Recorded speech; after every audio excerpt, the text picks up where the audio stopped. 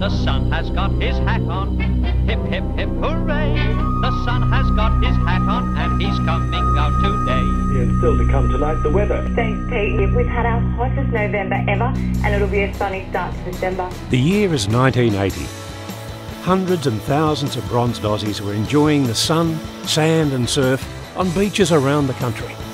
It was a time of excess and in excess as our population indulged and prospered, unsuspecting that anything they were doing had any dangerous consequences.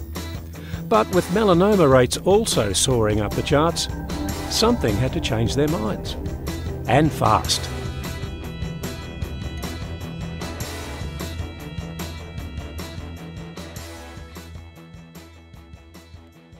We came up with the notion of amusing people into being careful, rather than serious, soulful, solemn, table-thumping, nagging messages. We decided to follow the life unit principle and to do it lightly. So Alex invented a seagull with sibilants, and Peter wrote the wonderful song based on the proposition of slipping, slopping and slapping. And within a couple of months had become one of the most well-established and best-known campaigns in the country. But it wasn't simply a campaign that people enjoyed. The advice, so logical, so simple, so easy to remember, was widely followed. Just say these simple words: slip, slop, slap.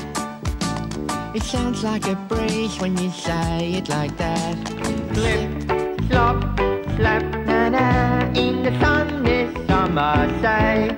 Slip, slop, slap. In 1988, with the support of the Victorian Health Promotion Foundation, a new program called SunSmart was born. SunSmart took a broader skin cancer control program to the public through TV advertising and the sponsorship of quintessential Aussie outdoor sports. Whenever you're outside playing or watching cricket, remember, the sun is dangerous, so don't be unsmart. Be SunSmart. It's as easy as slip, slop, slap.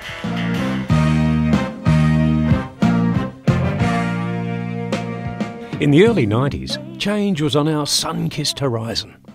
The message was starting to get through to some groups, but SunSmart was aware that certain people, particularly young men, were still not heeding the message.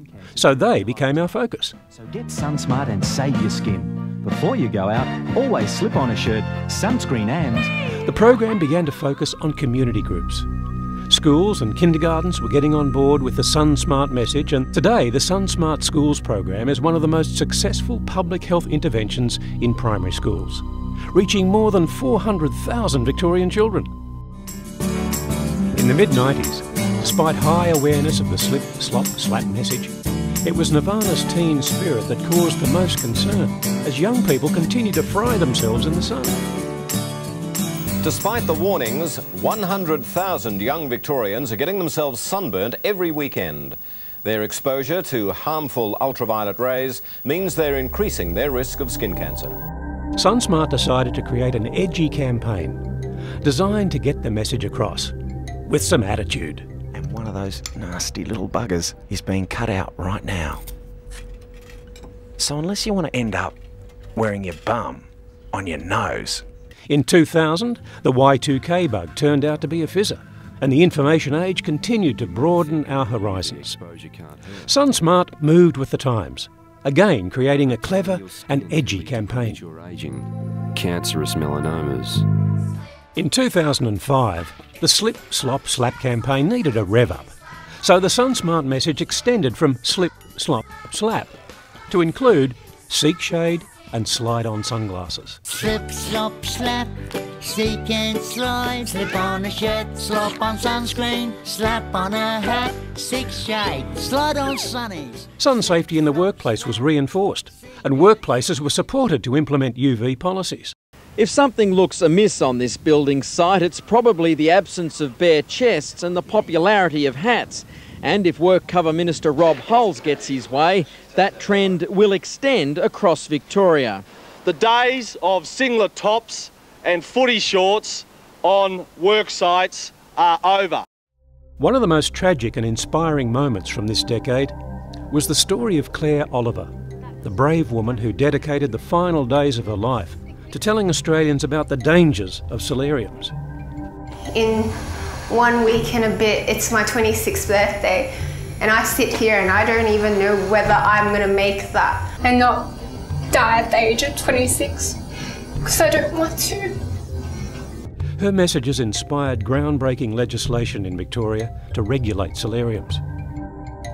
Today, we've seen the Victorian solarium industry halve in size.